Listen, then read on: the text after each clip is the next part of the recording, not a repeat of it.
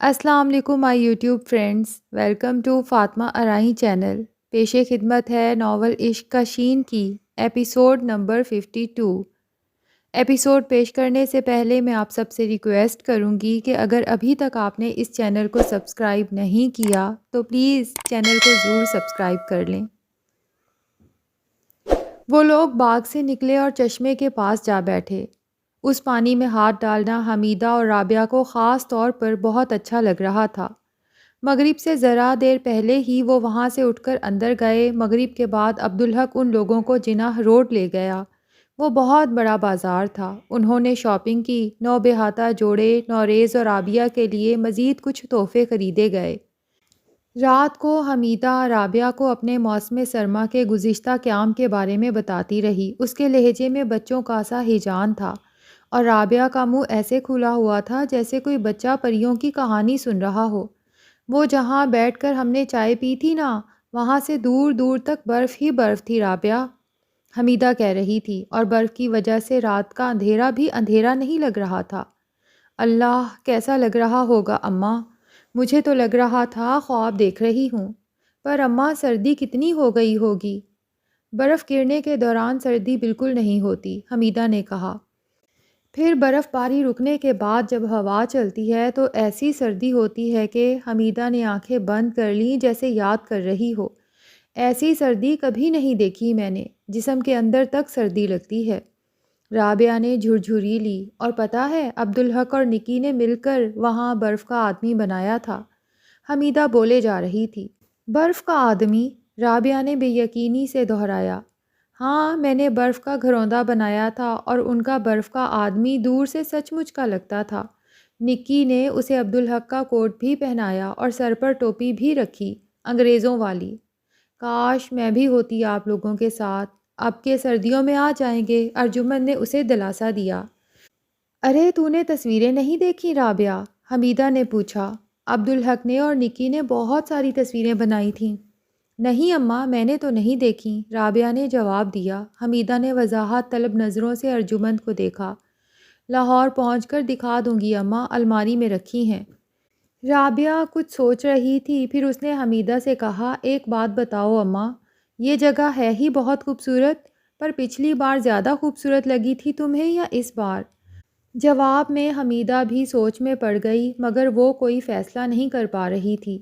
یہ تو بہت مشکل سوال ہے رابعہ۔ بات یہ ہے کہ وہ خوبصورتی اپنی جگہ تھی اور یہ اپنی جگہ ہے۔ اگلی برف باری میں خود ہی دیکھ لیجئے گا، ارجمند نے کہا۔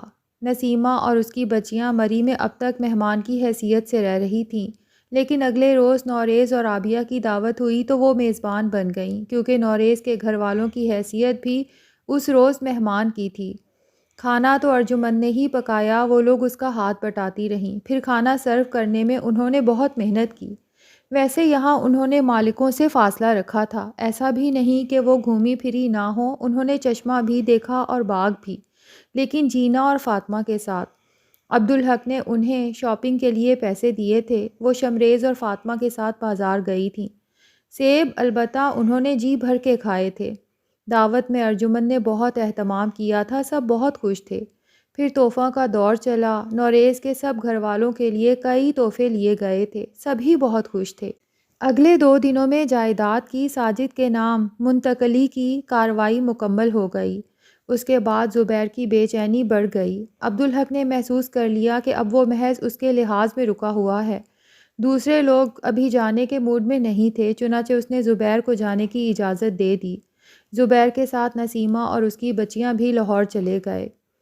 ان لوگوں نے وہاں 1 ہفتہ اور گزارا۔ پھر زبیر کا فون آیا، اس نے ایک اندوہناک خبر سنائی۔ اسے خود بھی بہت دیر سے پتہ چلا تھا۔ منصور تو فوری طور پر اطلاع دینے کے لیے آئے تھے، مگر وہاں مالی اور چوکیدار کے سوا کوئی نہیں تھا، اور منصور کے پاس ان سے رابطے کا کوئی ذریعہ بھی نہیں تھا۔ پھر اب منصور دوبارہ اطلاع دینے آئے تھے اور اس بار ان کی زبیر سے ملاقات ہو گئی تھی۔ مسعود صاحب کا انتقال ہو گیا تھا۔ جو دنیا میں آیا ہے اسے جانا بھی ہے۔ اس دنیا کی حقیقت کے باوجود آدمی کو دکھ تو ہوتا ہے۔ عبدالحق کا تو ان سے بہت گہرا تعلق تھا۔ وہ اس کے لیے بزرگ تھے، ہر قدم پر اس کی مدد اور رہنمائی کرتے تھے۔ ان سے بہت کچھ سیکھا تھا اس نے۔ سو لاہور واپسی کا سفر شروع ہو گیا۔ منصور عبدالحق سے لپٹ کر رونے لگا۔ خود کو سنبھالے منصور میاں، عبدالحق نے شفقت سے اس کے کندھے کو تھپ تھپایا۔ اب تو سنبھل گیا ہوں بھائی جان، بس آپ کو دیکھ کر پھر سے بچہ بن گیا۔ میرے پاس تو کچھ بھی نہیں رہا بھائی جان، میں تو بالکل اکیلا ہو گیا۔ بھائی جان کہتے ہو اور پھر اکیلے پن کی بات کرتے ہو۔ معاف کر دیں بھائی جان، آپ کو دیکھ کر تو تنہائی کا احساس دور ہوا ہے، حوصلہ ملا ہے مجھے۔ وہ اسے اندر لے گیا، لیکن ڈرائنگ روم میں نہیں، مسعود صاحب کے کمرے میں۔ وہاں منصور کے بچے موجود تھے، چپ چپ، اداس اداس۔ وہ اپنے شفیق دادا کو وہاں ڈھونڈ رہے ہوں گے۔ بچے بہت سنجیدہ ہو گئے، انہوں نے اسے سلام کیا، ہاتھ ملایا اور کمرے سے نکل گئے۔ ابا جان کی زندگی میں بچوں کو یہاں آنے کی اجازت نہیں تھی، منصور نے کہا، لیکن جاتے وقت وہ یہ پابندی ہٹا گئے۔ یہ کب کی بات ہے منصور میاں؟ عبدالحق نے پوچھا۔ 3 ہفتے 20 دن ہوئے ہیں بھائی جان۔ مجھے بہت افسوس ہے منصور میاں، اس وقت جب تمہیں میری سب سے زیادہ ضرورت تھی میں تمہارے ساتھ نہیں تھا۔ ایسا نہ کہیں بھائی جان، میں سمجھتا ہوں یہ تو نصیب کی بات ہے اور اللہ کا حکم۔ ٹھیک کہتے ہو منصور میاں، میں تو خود محروم رہ گیا، نہ ان کا آخری دیدار کر سکا، نہ ان کے جنازے کو کندھا دے سکا۔ تمہارا دکھ بانٹنا تو بہت دور کی بات ہے، میں تو ان کا دکھ بھی نہ کر سکا۔ عبدالحق کی آواز بھرا گئی۔ بس بھائی جان، سب اللہ کی طرف سے ہے۔ اسی وقت مسعود صاحب کی بہو ان کے لیے چائے لے آئی۔ چچی جان تو عدت میں ہیں۔ عبدالحق نے جلدی سے چائے کی پیالی خالی کر دی۔ میں جانتا ہوں بھائی جان کہ آپ سے بڑھ کر کوئی بھی ابا جان کے قریب نہیں تھا، وہ سب سے زیادہ آپ کو چاہتے تھے۔ مجھ سے ہمیشہ کہتے تھے کہ عبدالحق میاں تمہارے بڑے بھائی ہیں اور میرے بعد تمہارے لیے میری جگہ وہی ہوں گے۔ یہ کہہ کر وہ پھر سے رونے لگا، اور یقین کرو منصور میاں، ایسا ہی ہے۔ عبدالحق نے کہا، میں انشاءاللہ ایسا ہی ثابت ہوں گا۔ عبدالحق نے کمرے کا جائزہ لیا، سب کچھ ویسا ہی تھا، کچھ بھی نہیں بدلا تھا۔ وہی کتابیں، وہی ماحول، لیکن کمرہ غیر آباد لگ رہا تھا۔ مکان بھی تو اپنے مکینوں کا غم کرتے ہیں، مسعود صاحب کا کمرہ بھی سوگوار لگ رہا تھا۔ منصور اٹھ کر میز کی طرف بڑھا، وہ واپس آیا تو اس کے ہاتھ میں ایک لفافہ تھا، وہ اس نے عبدالحق کی طرف بڑھایا۔ ابا جان کے انتقال کے بعد ہم نے اس کمرے کا جائزہ لیا، میز کی دراز میں یہ لفافے تھے، ایک آپ کے اور دوسرا میرے نام، یہ آپ کی امانت ہے۔ عبدالحق نے لفافے کو دیکھا، اس پر لکھا تھا، بیٹے عبدالحق کے لیے۔ مجھے چند منٹ کی اجازت دے بھائی جان، میں ابھی آیا۔ منصور نے کہا۔ اس لمحے عبدالحق کو اس پر بہت پیار آیا، وہ باپ کا الوداعی خط پڑھنے کے لیے اسے تنہائی فراہم کر رہا تھا۔ ضرور منصور میاں۔ منصور کے جانے کے بعد اس نے لفافہ چاک کیا، اندر سے ایک خط برآمد ہوا۔ طے کیے ہوئے خط کو کھولا اور پڑھنا شروع کیا۔ بیٹے عبدالحق، السلام علیکم۔ یہ خط تمہارے ہاتھوں میں، اور اس کا مطلب ہے کہ میں اب اس دنیا میں نہیں ہوں۔ تمہیں حیرت ہوگی کہ مجھے یہ خط لکھنے کی ضرورت کیوں پیش آئی، جبکہ میں ہر چھوٹی بڑی بات پر تم سے تبادلہ خیال کر لیا کرتا تھا۔ لیکن خط پڑھو گے تو حیرت نہیں رہے گی۔ میں نے تم سے کہا تھا نا کہ بہت سی باتیں آدمی خود سے بھی کرتے ہوئے جھجکتا ہے۔ یہ بتانے کی ضرورت نہیں کہ میرے بے شمار شاگرد ہیں، لیکن ان میں ایک تم ہی ہو جسے میں نے بیٹے کا درجہ دیا۔ اب سمجھ میں آتا ہے کہ یہ بے لوث محبتیں اللہ ہی عطا فرماتا ہے، وہی لوگوں کو ایک دوسرے سے ملاتا ہے۔ تمہیں یاد ہوگا کہ کچھ ہی دن پہلے میری تم سے بہت طویل اور تفصیلی گفتگو ہوئی تھی دعاؤں کے بارے میں۔ میرے لیے وہ بہت بڑی الجھن تھی، اور میں اس پر صرف تم سے بات کر سکتا تھا۔ اللہ کے فضل و کرم سے تم ہی اس سلسلے میں میری رہنمائی کر سکتے تھے، اور الحمدللہ ایسا ہی ہوا۔ تم نے میرے ساتھ وہ سب کچھ شیئر کیا جو شاید کبھی کسی کے ساتھ نہیں کیا تھا۔ میں اس پر تمہارا شکر گزار ہوں، سوائے اس ایک بات کے جو بقول تمہارے کسی کو بھی نہیں بتائی جا سکتی۔ مجھے شرمندگی تھی اور ہے کہ میں نے جس بات کی وجہ سے تم سے وہ گفتگو کی، وہ بات تمہیں نہیں بتا سکا، مگر مجبوری تھی۔ بتاتا تو اور زیادہ شرمندگی ہوتی، لیکن بتانا بہت ضروری تھا۔ بتانا مجھ پر فرض تھا، اور اس بات کے بارے میں جاننا تمہارا حق۔ یہ سوچ کر وہ سب کچھ اس خط میں لکھ دیا، یہ خط میرے مرنے کے بعد تمہیں ملے گا، یوں تمہارا حق بھی ادا ہو جائے گا اور مجھے شرمندگی بھی نہیں ہوگی۔ میں نے تم سے پوچھا اور تم نے مجھے بتایا کہ بندے کو اللہ سے کس طرح کی دعا کرنے کا حق نہیں ہے۔ اس سے میرا ذہن خوب کھلا۔ اللہ نے جو نظام قائم فرمایا ہے اس کے خلاف دعا نہیں کرنی چاہیے۔ مثلاً سورج کے مغرب سے طلوع ہونے کی دعا۔ ایک بات میری سمجھ میں آئی، دعا آدمی اپنے لیے، اپنے بیوی بچوں، رشتہ داروں، اپنے دینی بھائیوں یا تمام انسانوں کی بھلائی کے لیے کرتا ہے یا ان کو کسی برائی، ضرر یا نقصان سے بچانے کے لیے، اور سورج کے طلوع و غروب سے اس کا کوئی تعلق نہیں۔ دنیا کے نظام میں خلل پڑنے سے تو انسان اور انسانیت کا کوئی نہ کوئی نقصان ہی ہوگا۔ ایک اور زاویہ بھی میرے ذہن میں آیا، دعا اللہ کی طرف سے ہوتی ہے، اللہ کے اذن سے ہی ہوتی ہے۔ انسانی تاریخ اس کی گواہ ہے۔ آدم علیہ السلام سے خطا ہوئی، وہ شرمندہ اور نادم ہوئے، لیکن اظہار نہیں آتا تھا۔ اللہ نے مدد فرمائی اور توبہ عطا فرمائی۔ شاید یہی دعا کا آغاز تھا۔ اس لحاظ سے پہلی دعا توبہ اور استغفار کی ہی تھی۔ پھر ہم قرآن میں دیکھتے ہیں کہ اللہ نے پیغمبروں کو دعائیں عطا فرمائیں اور انہیں قرآن میں ذکر فرمایا تاکہ عام بندے بھی ان سے استفادہ کریں۔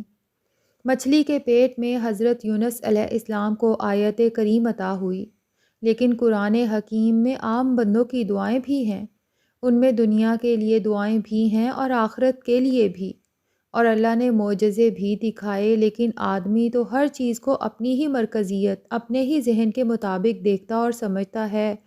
تو معجزوں نے جہاں بے شمار لوگوں کے ایمان کو مستحکم کیا، وہیں بے شمار لوگوں کو بدترین گمراہی میں بھی مبتلا کر دیا۔ حضرت عیسیٰ علیہ السلام کی پیدائش کے معجزے کو ہی لے لو، کچھ کو اللہ کی قدرت پر غیر متزلزل ایمان نصیب ہوا تو بہت سے بد نصیبوں نے اسے اللہ کے لیے بہتان بنا کر شرک عظیم کا ارتکاب کیا۔ یہ اپنے اپنے خمیر کی بات ہے اور اللہ اپنے ہر بندے کو جانتا ہے، اسی لیے تو ہر معجزہ در حقیقت انسانوں کی آزمائش ہے۔ اللہ نے جب حضرت عیسیٰ علیہ السلام کے حواریوں کی فرمائش پر آسمان سے خوان نعمت اتارا تو انہیں خبردار کر دیا کہ اس معجزے کے بعد ان میں سے کوئی ایمان کا کچا ثابت ہوا تو اسے وہ سزا ملے گی جو دنیا میں کسی کو نہیں ملی ہوگی۔ یعنی یہ تنبیہ ہے کہ آدمی معجزوں کی دعا نہ کرے کہ وہ اس کے لیے تباہ کن ثابت ہو سکتا ہے۔ اللہ نے کم از کم 2 پیغمبروں کو اس عالم میں اولاد نرینہ سے نوازا کہ وہ دونوں ضعیف تھے، اور ان میں سے ایک کی بیوی بانجھ اور ضعیف اور دوسرے کی بیوی ضعیف، ایک حضرت ابراہیم علیہ السلام اور دوسرے حضرت زکریا علیہ السلام، لیکن دونوں میں ایک فرق تھا۔ حضرت ابراہیم علیہ السلام کو اللہ نے بغیر مانگے بیٹا عطا فرمایا۔ جب فرشتوں نے یہ خوشخبری سنائی تو حضرت سارہ بے یقینی سے ہنس دیں کہ یہ کیسے ممکن ہو سکتا ہے۔ اس پر فرشتوں نے کہا کہ اللہ جو چاہے ہو سکتا ہے اور ہو کر رہتا ہے۔ یہ بہت اہم پیغام تھا کہ اللہ جو چاہے وہ ہو جاتا ہے۔ اللہ نے حضرت ابراہیم علیہ السلام کو بیٹا عطا فرمایا، جیت پیغمبر، جس کی پشت سے حضور صلی اللہ علیہ وآلہ وسلم کے سوا تمام انبیاء اور پیغمبر پیدا ہوئے۔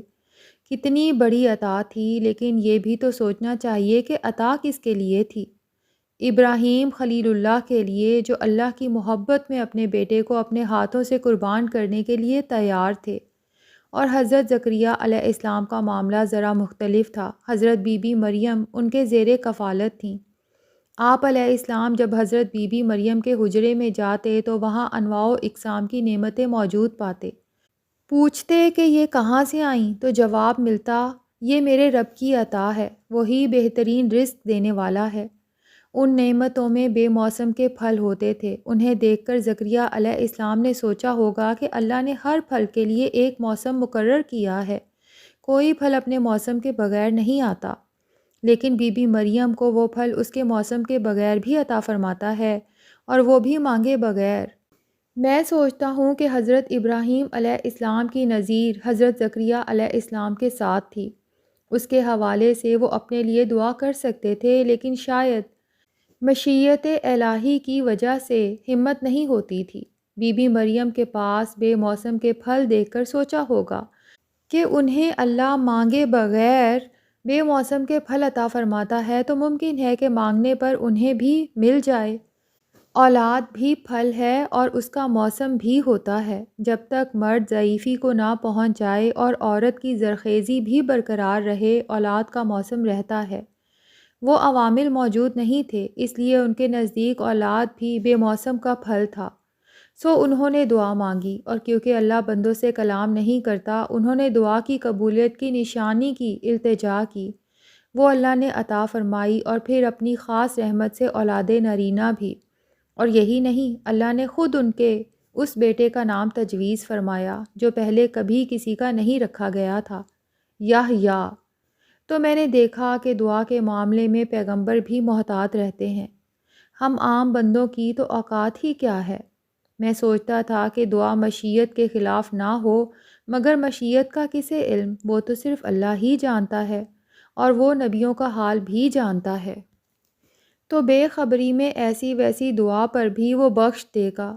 پھر بھی ڈر لگتا تھا، تو میں نے تم سے بات کی اور مجھے بہت کچھ حاصل ہوا، بہت کچھ سیکھا میں نے۔ بنیادی بات تو یہی ہے کہ دعا بندگی ہے، لیکن دعا کے بھی آداب ہیں۔ اللہ کو ناراض کرنے والی ہر دعا سے اللہ اپنے ہر بندے کو محفوظ رکھے۔ میں نے اس پہلو پر بھی سوچا تھا کہ دنیا کو اللہ نے اسباب کا کارخانہ بنایا ہے۔ اپنی مشیت پر عمل درآمد کے لیے بھی وہ اسباب یکجا فرماتا ہے۔ میں نے سوچا کہ ایسا تو نہیں کہ کبھی دعا بھی مشیت کے اسباب میں شامل ہو۔ دعا اللہ ہی کی طرف سے تو ہوتی ہے، لیکن ہمیشہ تو ایسا نہیں ہوتا ہوگا۔ شاید اضطراری دعاؤں میں تو بالکل ایسا نہیں ہوتا۔ حضرت نوح علیہ السلام نے اضطراری کیفیت میں اللہ سے اپنے بیٹے کو عذاب سے بچانے کی دعا کی تو اللہ نے آپ علیہ السلام کو تنبیہ فرمائی۔ اس کے جواب میں حضرت نوح علیہ السلام نے اللہ سے جو عرض کی وہ تم نے مجھے بتائی، اور بہت بڑی نعمت تھی۔ میں نے سوچ لیا کہ کتنی ہی دعائیں کی جائیں، آخر میں وہ دعا ضرور پڑھ لی جائے۔ اس سے مجھے اطمینان حاصل ہو گیا۔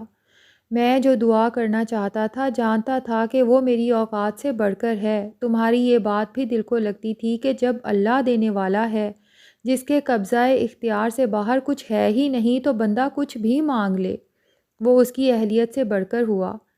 تب بھی اللہ چاہے گا تو اہلیت عطا فرما دے گا، مگر دل مطمئن نہیں ہوتا تھا۔ بہرحال سورہ ہود کی اس آیت مبارکہ کی آگہی کے بعد میرے دل نے مان لیا کہ میں وہ دعا کر سکتا ہوں، اور میں وہ دعا کرنے لگا۔ تمہارا حق تھا کہ میں تمہیں اس کے بارے میں بتاؤں، اور تم سے کیا پردہ، تم سے تو میں بہت ذاتی باتیں بھی شیئر کر سکتا ہوں، لیکن کچھ باتیں ایسی ہوتی ہیں جو خود سے بھی نہیں کی جا سکتی۔ میں تمہیں روبرو بیٹھ کر نہیں بتا سکتا تھا، اس لیے لکھ کر بتا رہا ہوں، مگر پہلے تمہیں اس کا پس منظر بتا دینا چاہتا ہوں کہ اس دعا کا خیال مجھے کیوں آیا۔ میں نے تفسیر میں پڑھا کہ آدمی کے لیے فیصلہ کن آخری لمحہ ہوتا ہے۔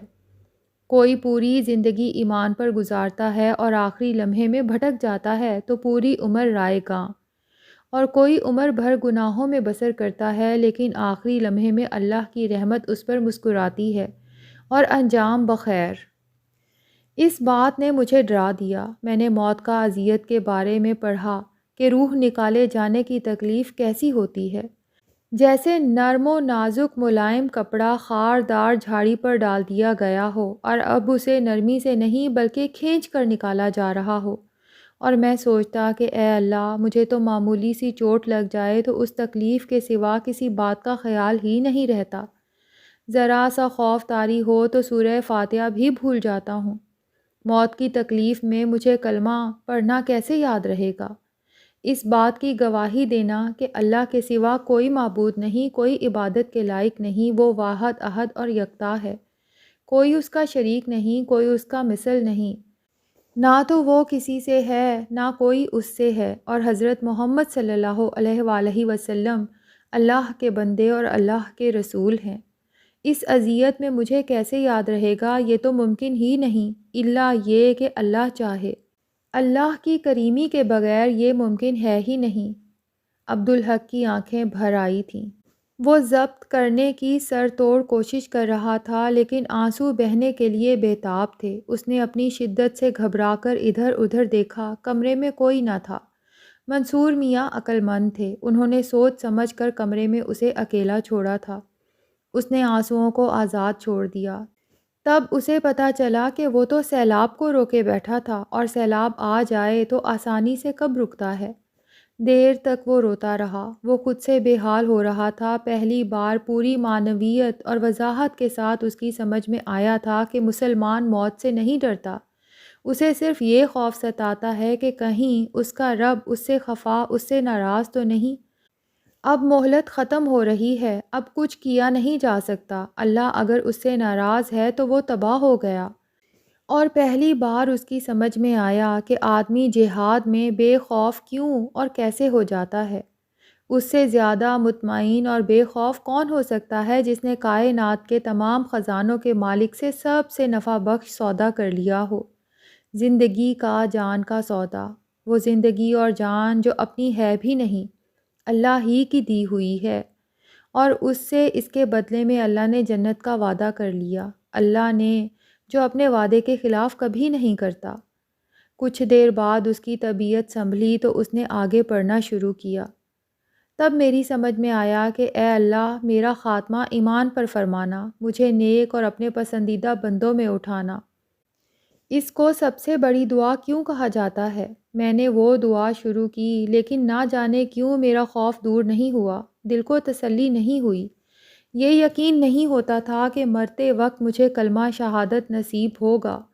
میں اسی فکر میں گھلتا رہا۔ پھر ایک دن مجھے خیال آیا کہ مجھے یہ دعا کرنی چاہیے کہ اے اللہ، مجھ پر کرم فرمائیے، مجھے اس حال میں مرنا نصیب فرمائیے کہ میں نماز پڑھ رہا ہوں، سجدے میں ہوں، اور اس کے ساتھ ہی اپنی اوقات کا خیال بھی آ گیا اور میں خوف سے شل ہو گیا۔ چھوٹا منہ بڑی بات، میرے اندر سے کسی نے مجھے جھڑک دیا۔ پھر مجھے خیال آیا کہ اگر یہ دعا قبول بھی ہو گئی تو بھی اس کا ایمان پر خاتمے کا ضامن ہونا تو ضروری نہیں۔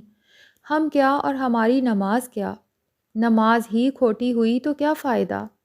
میں پھر کچھ دن فکر مندی سے سوچتا رہا، اور میری سمجھ میں آیا کہ جماعت میں نماز پڑھتے ہوئے آدمی امام کے زیر اثر ہوتا ہے، یوں اپنی خرابی چھپ سکتی ہے۔ یہ دعا کرنے کی ہمت نہیں ہوتی تھی۔ اس سلسلے میں تم سے بات چھیڑی، بہت کچھ سمجھا، بہت کچھ جانا اور بہت کچھ سیکھا۔ دل کو اطمینان ہو گیا اور میں یہ دعا باقاعدگی سے کرنے لگا۔ اللہ تمہیں دونوں جہانوں میں جزائے خیر عطا فرمائے۔ دعا کی قبولیت کا کوئی اشارہ تو اب تک نہیں ملا، لیکن سوچتا ہوں کہ اگر میری طلب میں شدت اور سچائی ہے تو اللہ ضرور رحم فرمائے گا۔ تم بھی میرے لیے، میری مغفرت کے لیے دعا کرتے رہنا، انشاءاللہ بہتری ہی ہوگی۔ میں اپنے بیوی بچوں اور تمہارے لیے اللہ سے ایمان کی زندگی اور ایمان پہ خاتمے کی دعا کرتا ہوں۔ اللہ میری دعا بھی قبول فرمائے، انشاءاللہ۔ الوداع بیٹے، تمہارا چچا جان۔ عبدالحق نے وہ خط کئی بار پڑھا، پھر منصور بھی آ گیا۔ عبدالحق نے خط کو طے کر کے لفافے میں رکھ دیا۔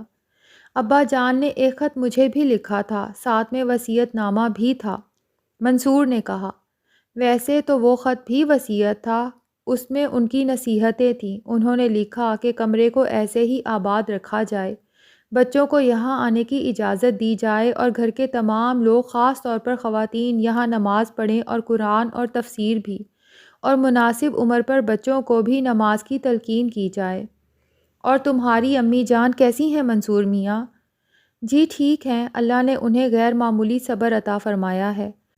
آپ کو دعا کہلوائی ہے انہوں نے؟ اس بار تو میں عجیب کیفیت میں تھا، اکیلا ہی چلا آیا، اگلی بار سب کو لے کر آؤں گا انشاءاللہ۔ جی ضرور۔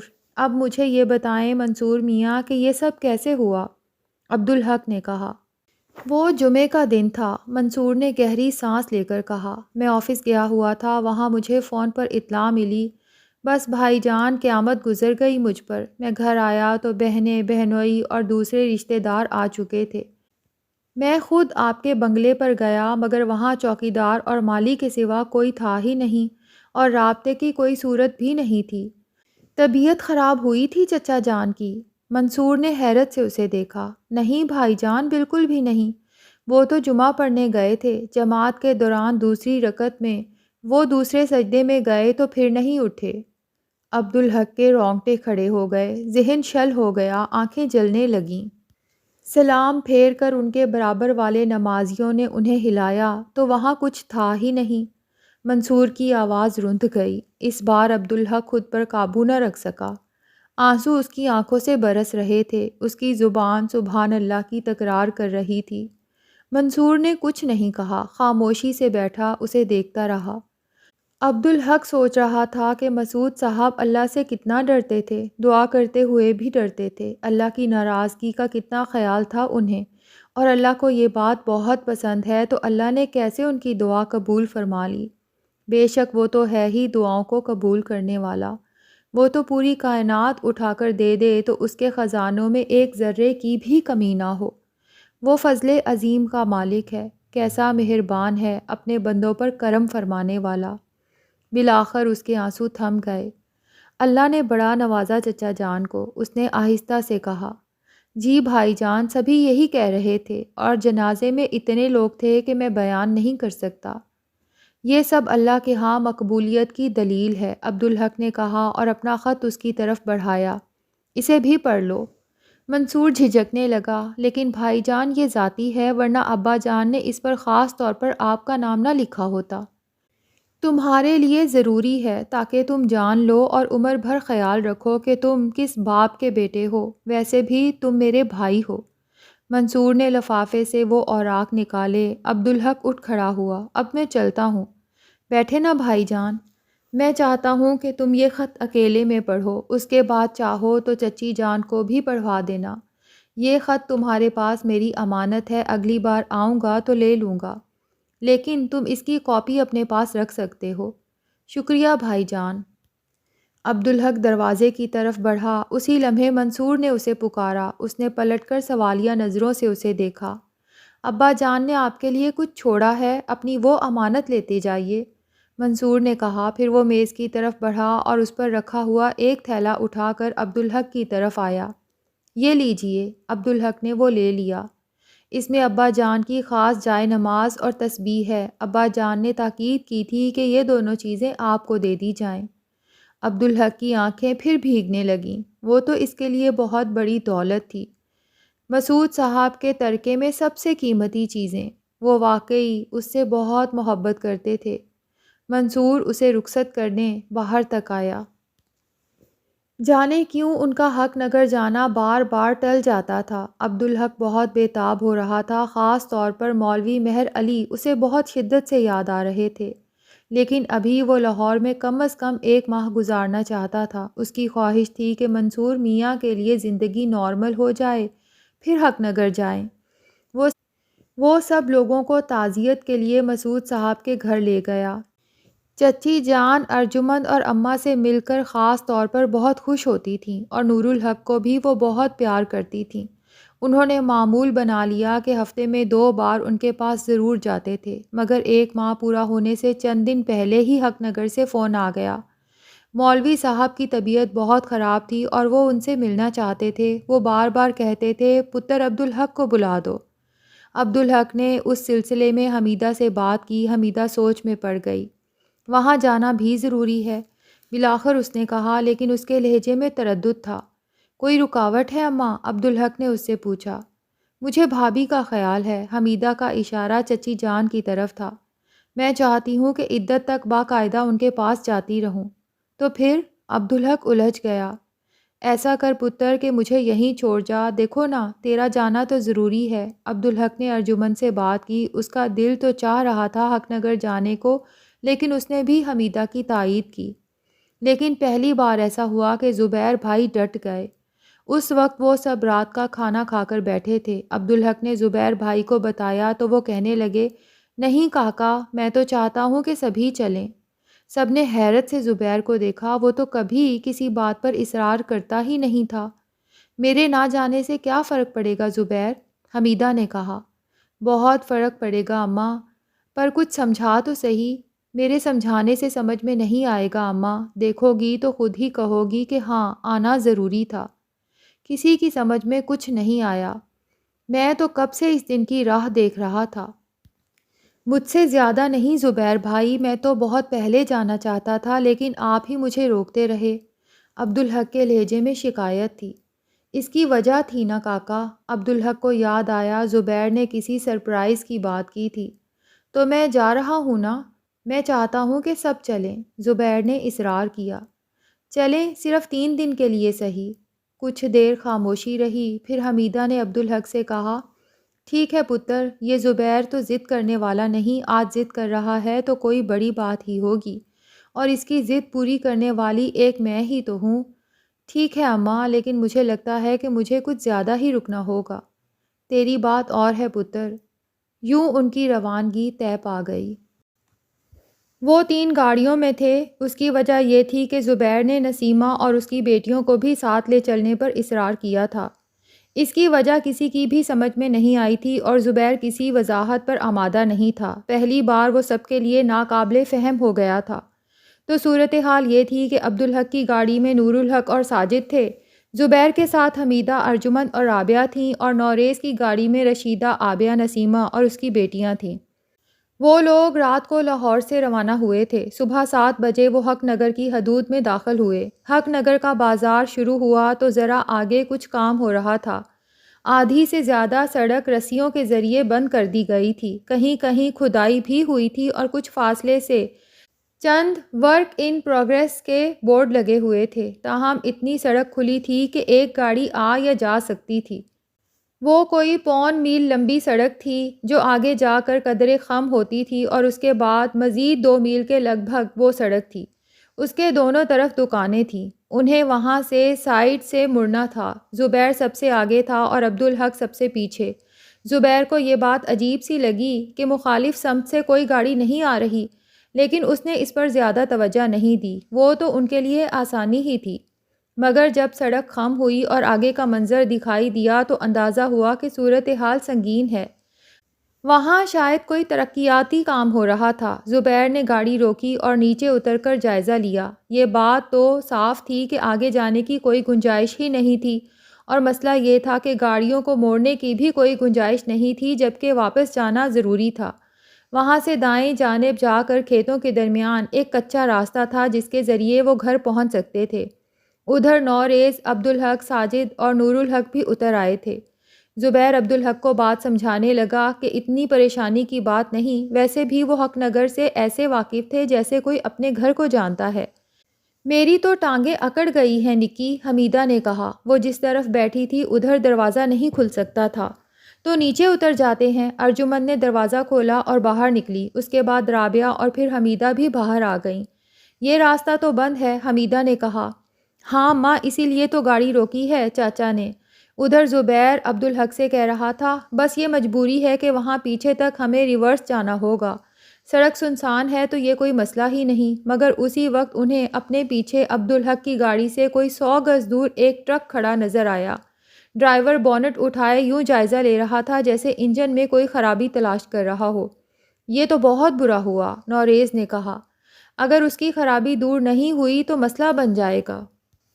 وہ سب لوگ ٹرک کی طرف چلے گئے۔ کوئی 5 منٹ بعد یہ بات سامنے آئی کہ ٹرک میں کوئی خرابی نہیں تھی، اس کا پیٹرول ختم ہو گیا تھا۔ بڑی غیر ذمہ داری کی تم نے، عبدالحق نے ڈرائیور سے کہا۔ رات بھر کا جاگا ہوا تھا صاحب جی، بھول ہو گئی، میں سمجھا تھا کہ پہنچ جاؤں گا، ڈرائیور نے عاجزی سے کہا۔ اس کے ٹرک پر سریا لدا ہوا تھا۔ جانا کہاں تھا تمہیں؟ چودھری صاحب کی حویلی جانا تھا جی۔ اب کیا کرو گے؟ کرنا کیا ہے صاحب جی، آگے جانے کا تو ویسے بھی راستہ نہیں، اب انتظار کریں گے، کوئی گاڑی آئی تو پیچھے جا کر پیٹرول لے آئیں گے۔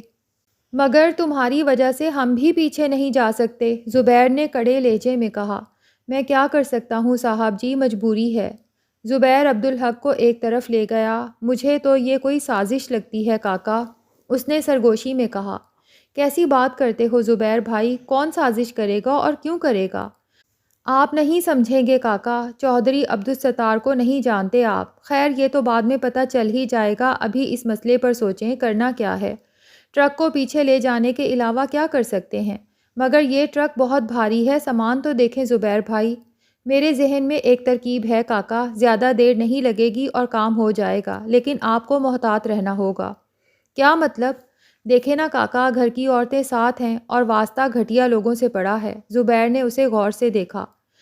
جانتا ہوں کہ 10-20 آدمی آپ کے سامنے کوئی حیثیت نہیں رکھتے، اگر لٹھیا ہو میرے پاس۔ زبیر مسکرایا۔ میری گاڑی کی ڈگی میں لوہے کا ایک پائپ موجود ہے، وہ نکال لیں اور چوکنے رہیں، میں یہاں دیکھتا ہوں۔ زبیر بھائی ضروری تو نہیں؟ آپ ٹھیک کہتے ہیں کاکا، لیکن محتاط رہنے میں کیا جاتا ہے، اور آپ ان لوگوں سے کہیں کہ گاڑی میں بیٹھ جائیں۔ عبدالحق اگلی گاڑی کی طرف چل دیا۔ اس نے خواتین سے گاڑی میں بیٹھنے کو کہا اور خود چابی لے کر ڈگی کھولی۔ لوہے کا وہ پائپ بڑے کام کی چیز تھا، اس نے اسے نکال کر ڈگی کے اوپر رکھ دیا۔ زبیر ٹرک ڈرائیور کے پاس گیا۔ تمہارے ٹرک کو پیچھے لے جانا ہوگا، اس نے اس سے کہا۔ پر کیسے صاحب؟ ظاہر ہے دھکا لگانا پڑے گا، پر اس وقت تو یہاں کوئی ہے نہیں صاحب۔ 2 تم ہو، 3 بندے ہمارے ہیں، زبیر نے کہا اور ٹرک پر چڑھ کر ڈرائیونگ سیٹ سنبھال لی۔ یہ کیا کرتے ہو صاحب؟ ڈرائیور نے احتجاج کیا۔ تو کیا میں دھکا لگاؤں گا؟ زبیر نے درشت لہجے میں کہا۔ غلطی تمہاری ہے، اب دھکا لگاؤ۔ میرے بچے تو بلا وجہ تمہاری غیر ذمہ داری کی سزا بھگت رہے ہیں، چلو شروع ہو جاؤ۔ پر صاحب ٹرک پر بھاری مال لدا ہے، تقریباً 1 میل پیچھے جانا ہوگا۔ یہ تو 1 میل آگے آتے وقت سوچنا تھا نا، چلو دھکا لگاؤ۔ ساجد اور نور الحق کو تو وہ تفریح لگی تھی، لیکن ٹرک بہت بھاری تھا۔ ساجد، نور الحق کو ہٹا دو، زبیر نے چیخ کر ساجد سے کہا۔ وہ 4 آدمی ٹرک کو پوری طرح وہاں تک نہیں پہنچا سکتے تھے، لیکن زبیر کو یاد تھا کہ اس نے کوئی 100 گز پیچھے سڑک کو روکنے والی رسی کے درمیان ایک جگہ دیکھی تھی جہاں رسی زمین پر گری ہوئی تھی۔ اس نے سوچا تھا کہ وہاں ٹرک کو سڑک کے اس حصے میں اتار دے گا، یوں ان کی گاڑی کے لیے راستہ صاف ہو جائے گا۔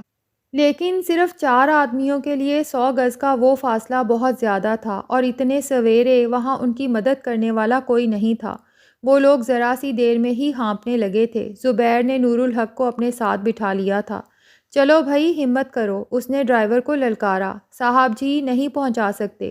ڈرائیور گڑ گڑایا۔ بس تھوڑا اور پیچھے کر دو، پھر میں خود اسے لے جاؤں گا۔ ڈرائیور کی سمجھ میں یہ بات نہیں آ سکتی تھی، اگر زبیر کے لہجے میں تحکم نہ ہوتا تو وہ ہاتھ جھاڑ کر کھڑا ہو جاتا کہ صاحب جو بن پڑے کر لو، ہمارے بس کی بات نہیں۔ لیکن وہ لہجوں پر انسانوں کو تولنے والا تھا، اسے تو زبیر کوئی بادشاہ لگا جس کی بات ٹالی نہیں جا سکتی۔ وہ پھر ٹرک کو پیچھے دھکیلنے لگا۔ ادھر عبدالحق گاڑی کے پاس کھڑا تھا۔ اچانک اس نے کھدی ہوئی مٹی کے لگے ڈھیر کے اس پار کچھ لوگوں کو نمودار ہوتے دیکھا۔ وہ 10-12 افراد ہوں گے، ان میں 2 کے ہاتھ میں کلہاڑیاں تھیں اور باقیوں کے ہاتھ میں ڈنڈے۔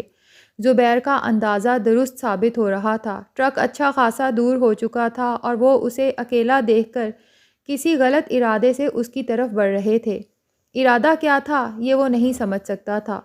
ان لوگوں نے سڑک پار کر لی تھی۔ عبدالحق نے پائپ اٹھا لیا اور جھک کر ارجمند سے کہا، آپ لوگوں میں سے کوئی بھی باہر نہیں نکلے اور نہ پریشان ہو، اماں کو سنبھالنا۔ ارجمند کچھ گھبرا گئی، تاہم اس نے تیزی سے خود کو سنبھالا اور اثبات میں سر ہلا دیا۔ عبدالحق پائپ ہاتھ میں لیے آگے بڑھا اور ان لوگوں کو للکارا، کون ہو تم لوگ، کیا چاہتے ہو؟ ابھی بتاتے ہیں۔ ادھر ٹرک زبیر کے مطلوبہ مقام پر پہنچ گیا تھا۔ زبیر کی توجہ ٹرک کو موڑنے پر تھی، وہ یہ سب نہیں دیکھ سکا۔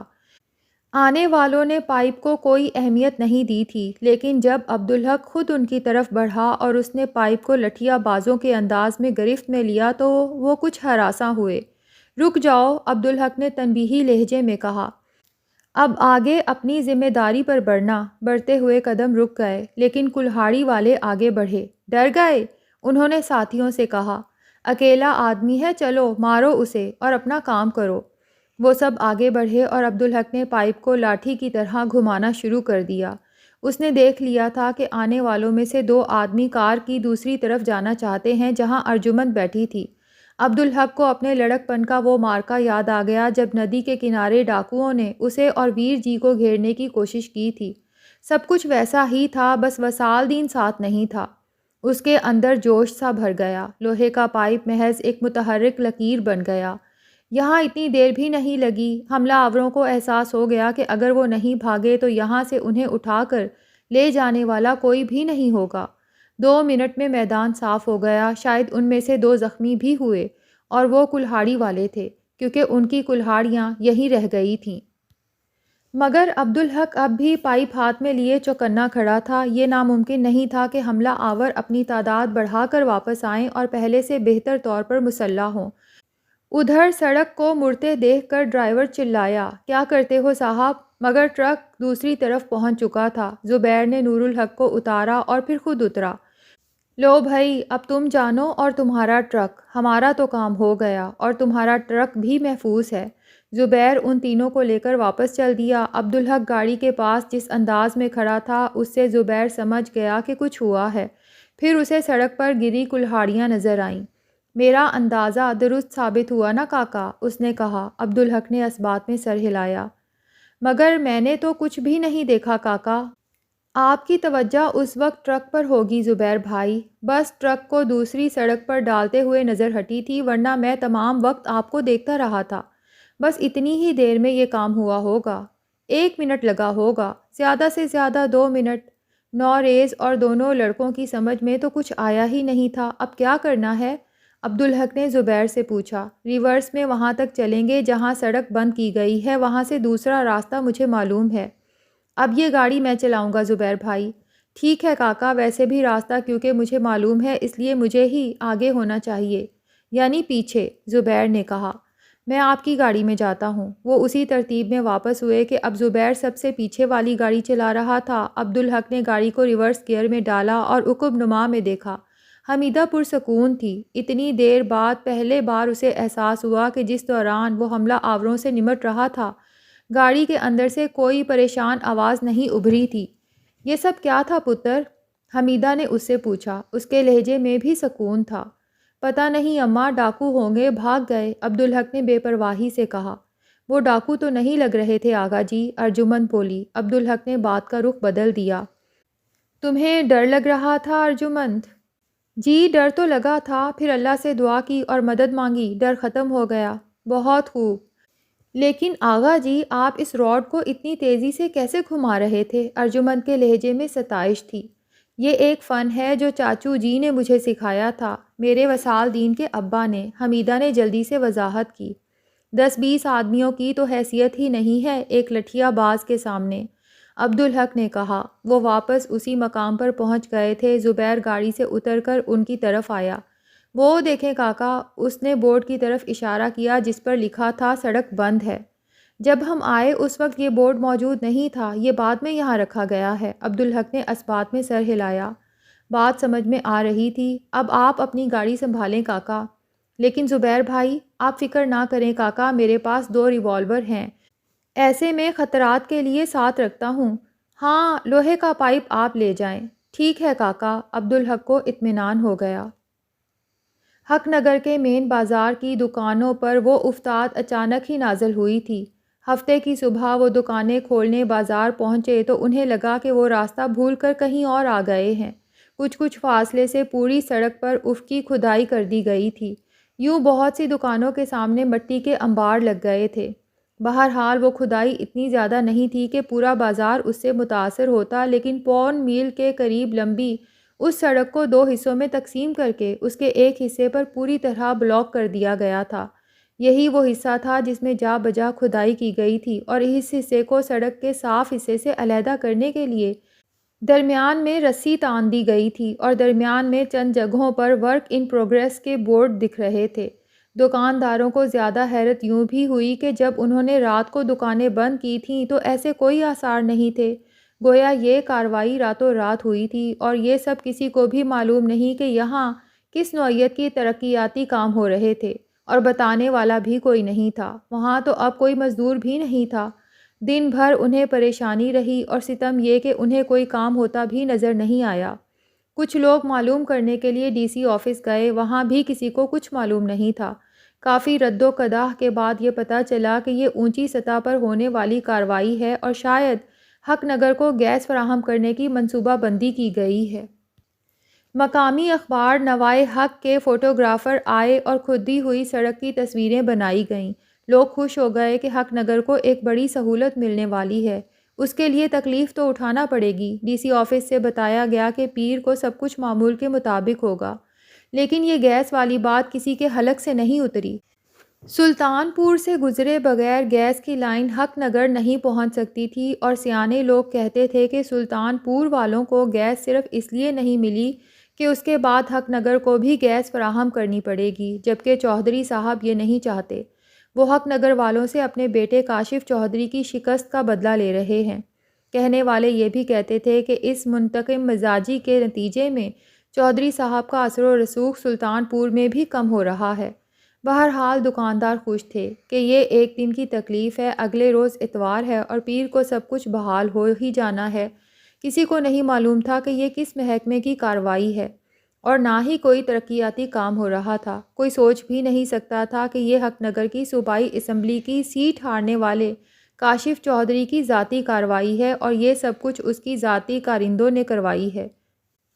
اور کاشف کی اس کارروائی کا چودھری عبدالستار اور اس کے بڑے بیٹے آصف چودھری کو بھی علم نہیں تھا۔ کاشف کو جمعے کے دن اس بات کا علم ہوا کہ عبدالحق اپنی فیملی کے ساتھ ہفتے کے دن یا اتوار کی صبح حق نگر پہنچے گا۔ منصوبہ اس نے پہلے ہی بنایا ہوا تھا، لیکن اب اس پر عمل کرنے کے لیے زیادہ وقت نہیں تھا۔ چنانچہ اس نے جمعے کو آدھی رات کے بعد اپنے آدمیوں سے یہ سارا کام کرا دیا۔ لاہور میں اس کا آدمی اس سے مسلسل رابطے میں تھا۔ ویسے ایک رابطہ اس کا حق نگر میں بھی تھا۔ ہفتے کا دن انتظار میں گزر گیا۔ رات کو بالآخر اسے عبدالحق کی روانگی کی اطلاع ملی۔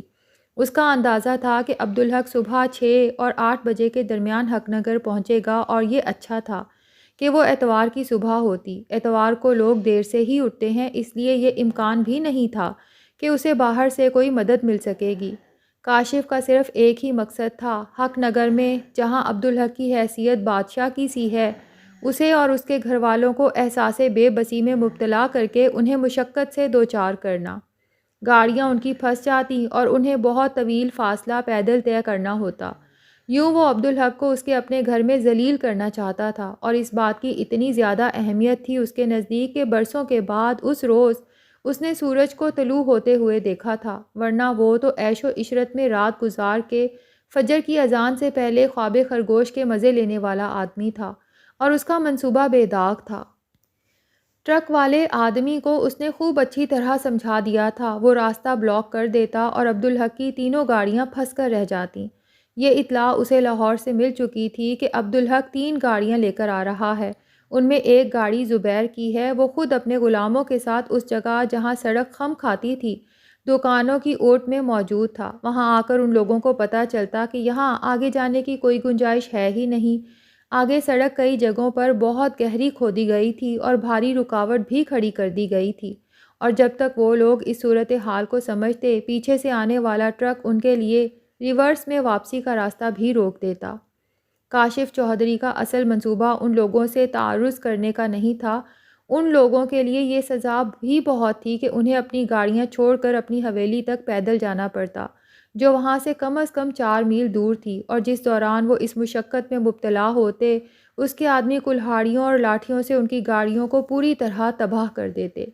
اس کے اپنے آدمی بھی دل میں یہ سوچ رہے تھے کہ کس قدر بچگانہ لیکن خطرناک حد تک مجرمانہ دماغ ہے چھوٹے چودھری کا، لیکن کوئی بھی یہ بات تصور میں بھی اس سے کہنے کی جرت نہیں کر سکتا تھا۔ کاشف اس لیے بھی مطمئن اور پر اعتماد تھا کہ پاپا جی اور بھائی دونوں ہی اس وقت حق نگر میں نہیں تھے۔ پاپا جی تو اسلام آباد میں تھے اور بھائی سلطان پور میں، اور اس وقت حق نگر میں وہ بادشاہ تھا۔ اس نے ایک طویل جماہی لی اور بند ہوتی ہوئی آنکھوں کو زبردستی کھول کر کلائی پر بندھی گھڑی پر نگاہ ڈالی۔ 6:45 بجے تھے۔ اس وقت تک تو ہر روز وہ 2 گھنٹے کی نیند لے چکا ہوتا تھا، اب 1 منٹ مزید جاگنا بھی اس کے لیے 2 بھر ہو رہا تھا، لیکن آنے والی خوشی اتنی بڑی تھی کہ اس کی خاطر وہ یہاں خوار ہو رہا تھا۔ وہ سب کچھ اپنی آنکھوں سے دیکھ کر لطف اندوز ہونا چاہتا تھا۔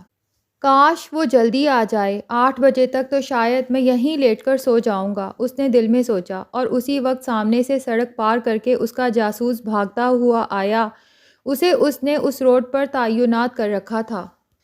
کیا خبر ہے شیرو؟ اس نے پوچھا۔ وہ آ گئے چودھری صاحب؟ مجھے تو نظر نہیں آئے ابھی تک، اس نے کڑے لہجے میں کہا۔ میرا مطلب ہے جی کسی بھی وقت وہ یہاں پہنچ جائیں گے، خبر پکی دیا کر، اس نے شیرو کو ڈپٹا۔ آ گئے ہیں کا مطلب آنے والے ہیں نہیں ہونا چاہیے۔ غلطی ہو گئی مالک، بھاگتا ہوا آیا ہوں نا۔ اور ٹرک کا کیا ہوا؟ وہ ان کے پیچھے لگ گیا ہے چودھری جی۔ کاشف چودھری کی نظریں سڑک کے خم پر جم گئیں۔ 5 منٹ گزر گئے۔ نیند سے بے حال کاشف چودھری کے لیے وہ 5 گھنٹوں سے بھی بڑھ کر تھے۔ وہ شیرو کی خبر لینے کا ارادہ ہی کر رہا تھا کہ اچانک اس نے خم کی جانب سے پہلی گاڑی کو نمودار ہوتے دیکھا۔ تینوں گاڑیاں آگے پیچھے تھیں۔ آگے والی گاڑی رکی اور پھر دوسری 2 گاڑیاں بھی رک گئیں۔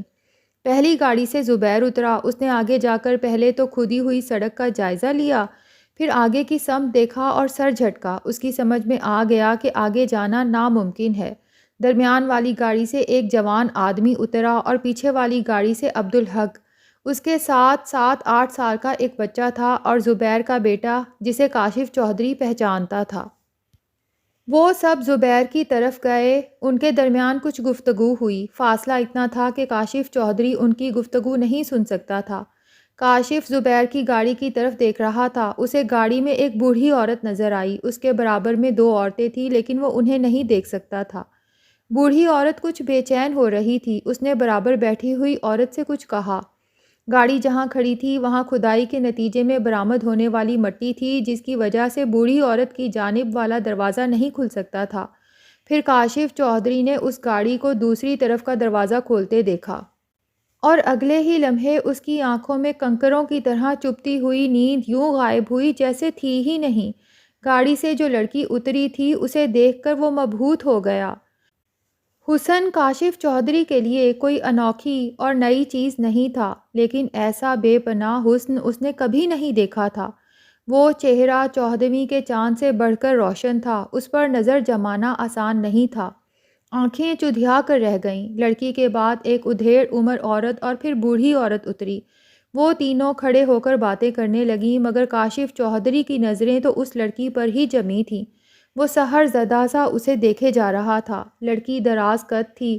اس نے خود کو بڑی سی چادر میں بڑے سلیقے سے لپیٹا ہوا تھا مگر کاشف چودھری کی تجربہ کار اور آوارہ نگاہوں نے دیکھ لیا کہ وہ صرف حسین نہیں، ایسی پرشباب بھی ہے کہ جس کی مثال نہیں دی جا سکتی۔ اس نے ایسا مکمل حسن کبھی نہیں دیکھا تھا۔ اس ایک لمحے میں کاشف چودھری نے پورا منصوبہ تبدیل کر دیا۔ اسے یہ لڑکی ہر حال میں ہر قیمت پر چاہیے تھی۔ وہ اسے اپنی خوابگاہ میں دیکھنا چاہتا تھا۔ اب اسے اپنے آدمیوں کو سمجھانا تھا۔ پھر اس نے ان لوگوں کو پیچھے جاتے دیکھا، شاید انہیں ٹرک نظر آ گیا تھا۔ اب وہ لوگ اس میں الجھے رہتے۔ وہ اپنے نوکروں کی طرف مڑا۔ وہ سب بے فکری سے زمین پر بیٹھے تھے۔ ان کے ڈنڈے اور کلہاڑیاں جیپ میں تھے اور وہ بے فکر تھے کیونکہ ان کے خیال میں ان کی حرکت میں آنے کا وقت ابھی نہیں آیا تھا۔ اوئے کیا حرام خوروں کی طرح بیٹھے ہو، اٹھو اور تیار ہو جاؤ، کاشف چودھری نے سرگوشی میں ان سے کہا۔ وہ بری طرح بکھلا گئے۔ لیکن چودھری جی، ہمیں تو ان کے جانے کا انتظار کرنا ہے نا۔ نہیں، پروگرام بدل دیا ہے میں نے۔ مگر ان میں سے کسی کی سمجھ میں کچھ نہیں آیا۔ وہ خالی خالی نظروں سے کاشف چودھری کو دیکھتے رہے۔ میدے، میری بات دھیان سے سن، کاشف چودھری نے اپنے منہ چڑھے غلام سے کہا۔ وہی ان لوگوں کا سرغنہ تھا۔ حکم چودھری جی۔ اب گاڑیوں کو بھول جاؤ، اس لڑکی کو اٹھا کر لانا ہے، لا کر جیپ میں ڈالو اور نکل چلو۔ میدا بکھلا گیا۔ کون سی لڑکی چودھری جی؟ اندھا ہے کیا؟ کاشف چودھری پھنکارا۔ وہاں ایک ہی لڑکی ہے۔ ہاں، اپنے لیے جی چاہے تو بڑھیا کو اٹھا لا۔ ان بے فکروں نے گاڑی کی طرف دیکھا ہی نہیں تھا۔ وہ تو انتظار کر رہے تھے کہ حکم ملے تو جا کر گاڑیوں کو تباہ کر دیں۔ لیکن میدا چھوٹے چودھری کے لہجے کی اس ہوسناک بے تابی کو خوب جانتا تھا۔ اس نے سامنے دیکھا، لڑکی اسے نظر آ گئی۔ اس نے اپنے ساتھیوں سے کہا، چلو جیپ سے کلہاڑیاں اور ڈنڈے نکالو۔ کاشف چودھری نے دیکھا کہ پیچھے والی گاڑی کے پاس عبدالحق اور زبیر کھڑے کچھ عجیب انداز میں باتیں کر رہے ہیں۔ نہ جانے کیوں اسے ایسے لگا کہ ان لوگوں کو خطرے کا احساس ہو گیا ہے۔ پھر اس نے زبیر کو پیچھے جاتے اور عبدالحق کو آگے والی گاڑی کے پاس آتے دیکھا۔ اس کے ہاتھ میں چابی تھی۔ اس نے ڈگی کھول کر کچھ نکالا اور ڈگی بند کر کے اس پر رکھ دیا۔ عورتیں اس سے پہلے ہی دوبارہ گاڑی میں بیٹھ گئی تھیں۔ کاشف چودھری نے جیپ کی طرف دیکھا۔ اس کے آدمی ڈنڈے اور کلہاڑیاں لیے اس کی طرف آ رہے تھے۔ وہ اس کے پاس آئے تو اس نے میدے سے کہا، میری بات سمجھ گیا ہے نا تو؟ بس اس لڑکی کو اٹھا کر لانا ہے اور جیپ میں ڈال کر حویلی کی طرف نکل چلنا۔ پرانا پروگرام کینسل۔ میدے نے سامنے دیکھا، وہاں عبدالحق کے سوا کوئی نہیں تھا۔ بس 2 منٹ لگیں گے چودھری جی، آپ بے فکر ہو جائیں۔ میدے کے ہاتھ میں کلہاڑی تھی اور اس کے ساتھ 10 آدمی تھے۔ صابر کے ہاتھ میں بھی کلہاڑی تھی، باقی کے پاس ڈنڈے تھے۔ وہ سب سڑک کی طرف چل دیے۔ وہ مٹی کے ڈھیر سر چڑھے اور سڑک کی طرف چلنے لگے۔ عبدالحق کے ہاتھ میں لوہے کا ایک پائپ تھا۔ وہ آگے بڑھا اور اس نے بلند آواز میں کہا، کون ہو تم لوگ اور کیا چاہتے ہو؟ ابھی بتاتے ہیں، میدے نے کہا۔ عبدالحق کا انداز بدل گیا۔ اس نے پائپ کو لٹھیا کی طرح تھام لیا۔ اس کا انداز ماہر لٹھیا بازوں کا سا تھا۔ میدہ اور صابر آگے تھے۔ انہیں احساس ہوا کہ ان کے ساتھی رک گئے ہیں اور جھجک رہے ہیں۔ میدے نے پلٹ کر انہیں دیکھا۔ کیا ہو گیا ہے تمہیں؟ اس نے سرگوشی میں کہا۔ استاد میدے، یہ ماہر لٹھیا باز لگتا ہے، ڈنڈے والوں میں سے کسی نے کہا۔ رک جاؤ، ادھر عبدالحق نے انہیں للکارا۔ اب آگے اپنی ذمہ داری پہ بڑھنا۔ اس چیلنج نے انہیں اور ہراساں کر دیا۔ وہ رک گئے۔ یہ تماشا چھپ کر دیکھتے ہوئے کاشف چودھری دانت پیسنے لگا۔ اس کی سمجھ میں نہیں آ رہا تھا کہ اتنے سارے لوگ ایک بندے سے کیوں ڈر رہے ہیں۔ وہ خود نہ آگے بڑھ سکتا تھا، نہ انہیں پکار سکتا تھا، بس وہ تو اس لڑکی کو اپنی جیپ میں دیکھنا چاہتا تھا۔ میدے اور صابر کا منصوبہ یہ تھا کہ ان کے ساتھ ہی عبدالحق سے نپٹیں اور وہ لڑکی کو اٹھا لیں۔ وہ گاڑی کے دوسری طرف جانا چاہتے تھے، مگر عبدالحق کا پائپ والا ہاتھ اور پورا جسم لٹو کی طرح گھومنے لگا تھا۔ رفتار ایسی تھی کہ پائپ نظر ہی نہیں آ رہا تھا۔ جو لوگ عبدالحق کا انداز دیکھ کر جھجکے تھے وہ فائدے میں رہے، کیونکہ انہوں نے بڑھنے کی کوشش ہی نہیں کی۔ میدہ اور صابر پائپ کی لپیٹ میں آ گئے۔ کلہاڑیاں ان کے ہاتھ سے چھوٹ گئیں اور وہ گر گئے۔ باقی لوگوں نے ان دونوں کو اٹھا کر بھاگنے ہی میں عافیت جانی۔ انہیں واپس آتا دیکھ کر کاشف چودھری تیزی سے جیپ کی ڈرائیونگ سیٹ پر جا بیٹھا۔ وہ عبدالحق کی نظروں میں نہیں آنا چاہتا تھا۔ ویسے اس بات کا امکان نہیں تھا کہ عورتوں کو چھوڑ کر عبدالحق ان کے پیچھے آئے گا۔ غصے اور مایوسی سے اس کا برا حال تھا۔ میدے نے سچ ہی کہا تھا کہ بس 2 منٹ لگیں گے۔ واقعی 2 منٹ بھی نہیں لگے تھے اور وہ واپس آ رہے تھے، اور خالی ہاتھ بھی نہیں تھے۔ بس یہ ہوا کہ لڑکی کی جگہ وہ اپنے 2 آدمیوں کو اٹھا کر لا رہے تھے۔ کاشف چودھری کی نیند اڑ چکی تھی۔ وہ حویلی میں زخمی شیر کی طرح ٹہل رہا تھا۔ 9 آدمی مجرموں کی طرح سر جھکائے اس کے سامنے کھڑے تھے۔ صابر کی کلائی کی ہڈی ٹوٹ گئی تھی اور میدے کے سر پر ضرب لگی تھی اور وہ بے ہوش تھا۔ کاشف چودھری نے انہیں 2 آدمیوں کے ساتھ سلطان پور بھجوا دیا تھا۔ ٹہلتے ٹہلتے وہ ان کے سامنے رکا۔ تم نے لڑنے کی کوشش ہی نہیں کی بزدلو، وہ دھاڑا۔ کسی نے کوئی جواب نہیں دیا۔ وہ سب سہمے ہوئے تھے، جانتے تھے کہ اس طرح کی ناکامی چھوٹا چودھری برداشت نہیں کرتا۔ بولو، جواب دو، وہ سب منمنانے لگے۔ انسانوں کی طرح بولو۔ تو بتا امیر علی، آپ کے لیے جان بھی حاضر ہے چودھری صاحب۔ وہ بھی لے لوں گا میں، پر پہلے جواب تو دے میری بات کا۔ ہم نے دیکھ لیا تھا چودھری جی کہ وہ ماہر لٹھیا باز ہے، ہم جیسے 20 بھی کم پڑتے اس کے لیے۔ تو اس لیے تم نے لڑنے کی تکلیف ہی نہیں اٹھائی؟ ہم لڑتے تو میدے اور صابر کی طرح وہیں پڑے ہوتے مالک، امیر علی نے ہاتھ جوڑتے ہوئے کہا، اور پکڑے جاتے تو بات آپ تک پہنچ جاتی نا، تھانے میں آپ کا نام آتا۔ بس یہ سوچ کر ہم دور دور رہے، اور مالک یہ بھی بڑی بات ہے کہ ہم میدے اور صابر کو نکال لائے۔ ہاں، یہ بہت بڑا کارنامہ ہے تمہارا، کاشف چودھری نے طنزیہ لہجے میں کہا۔ میرا تو خیال ہے مالک، اس نے خود ہمیں موقع دیا انہیں جانے کا۔ تو اب تم میرے دشمن کے قصیدے بھی پڑھو گے؟ دفع ہو جاؤ یہاں سے، چھوٹے چودھری نے کہا اور خوابگاہ کی طرف چل دیا۔ لیکن بستر پر لیٹتے ہی اس کے تصور میں وہ دلکش سراپا ابھر آیا۔ ایسے میں نیند آنا آسان نہیں تھا۔ زبیر سب سے آگے تھا، اس کے علاوہ اور کوئی اس راستے کو سمجھ ہی نہیں سکتا تھا۔ وہ کھیتوں کے درمیان کچے راستے سے گزر رہے تھے۔ گرد و غبار کی وجہ سے گاڑیوں کے شیشے چڑھا لیے گئے تھے۔